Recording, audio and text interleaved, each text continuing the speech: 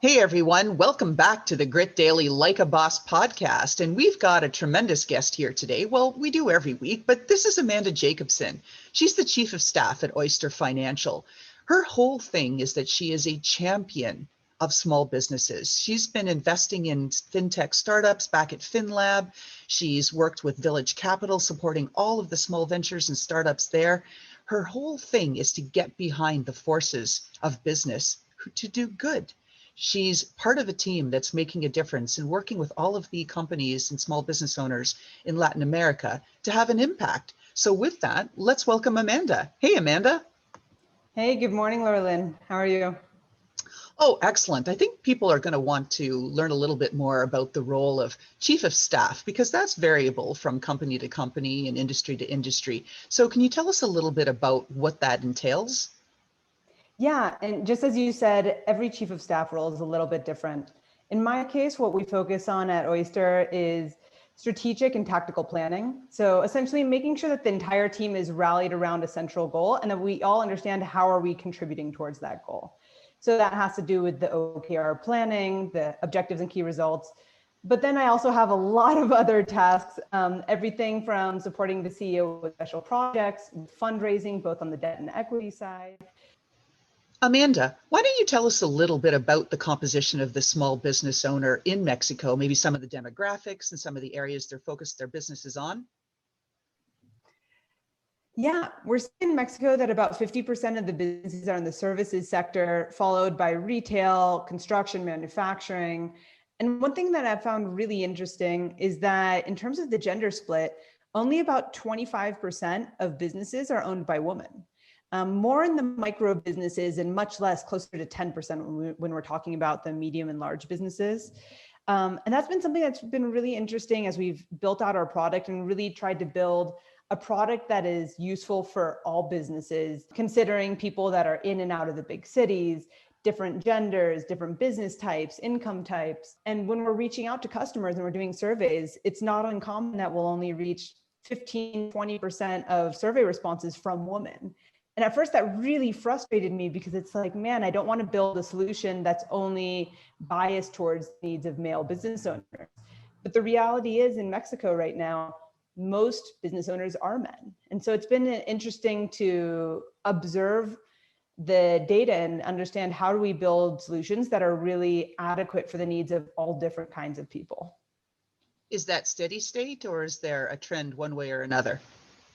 I could say within Oyster, we've been pretty steady around having roughly 25, 30% of our customers of our database women. And that's only over the last year or so. In Mexico, I'm not sure about the long-term trends. Now, tell us a little bit about Oyster itself, and because you've got a role there that's designed as the business needs to promote small businesses across Latin America and beyond, but you've also got that personal edge, that passion for trying to help others out and create businesses and opportunities that do good in the world. Can you tell us about both? Yeah. So when we look at the problems for small, medium businesses in Mexico in particular, we see that small, medium businesses have a huge impact in Mexico. 72% of the jobs, 95% of the businesses, and more than half of the GDP come from small, medium businesses.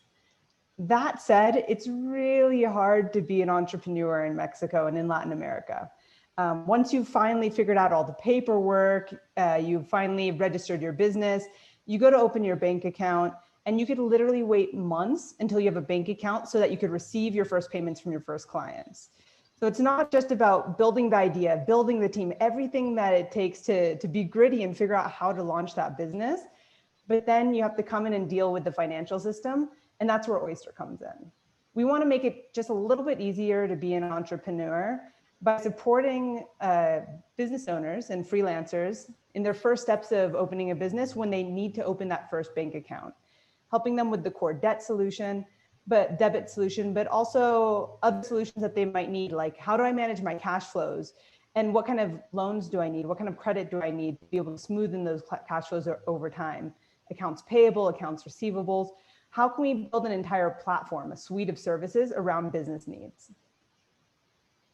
Oh, Amanda, it's not just Mexico that needs champions of small businesses. The whole world needs more people like you. We need more oysters out there.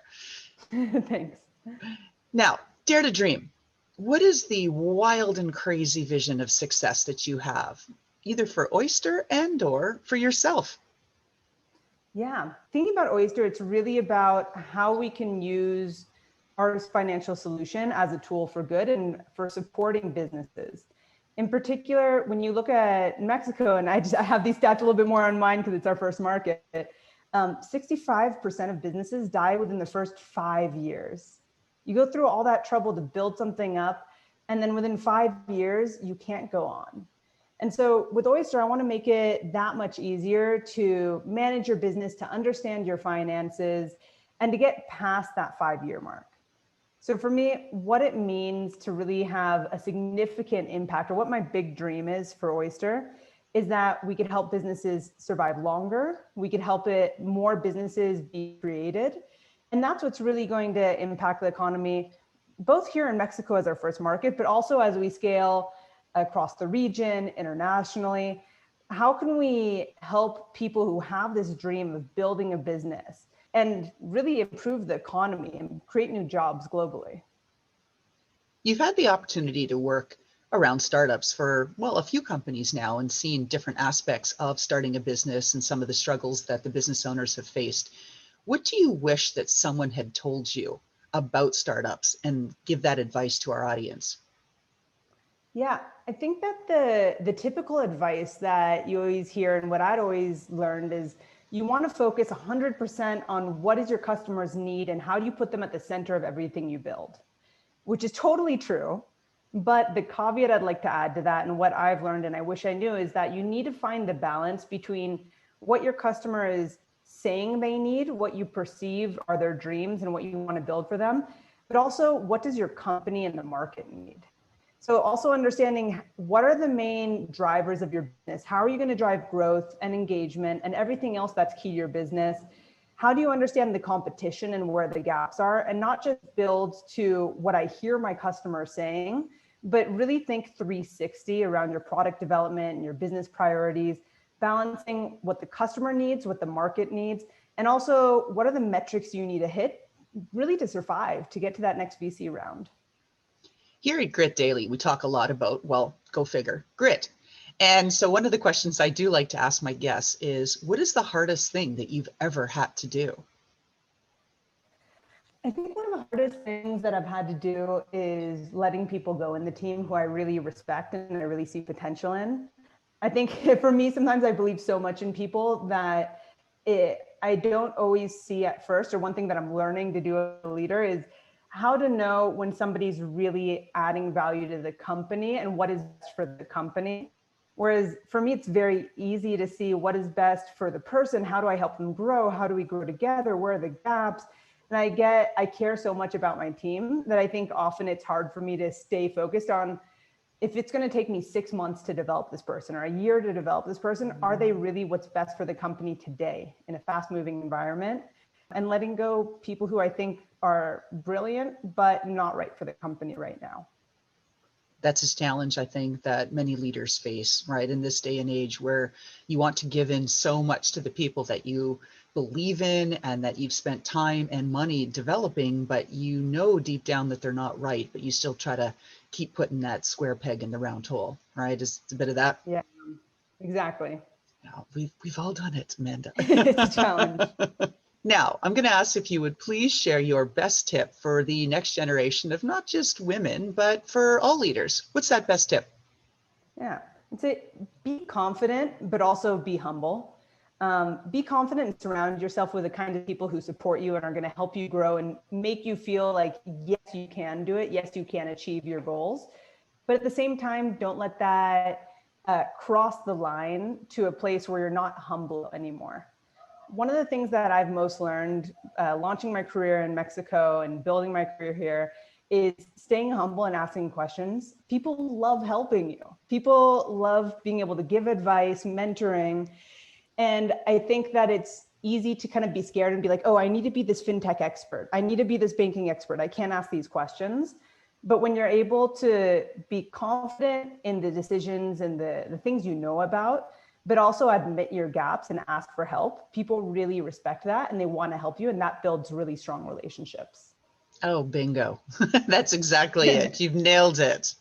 Thanks. I'm going to give you a magic wand and I'm going to say, Amanda, you get to go back into your past and change one thing. What's different?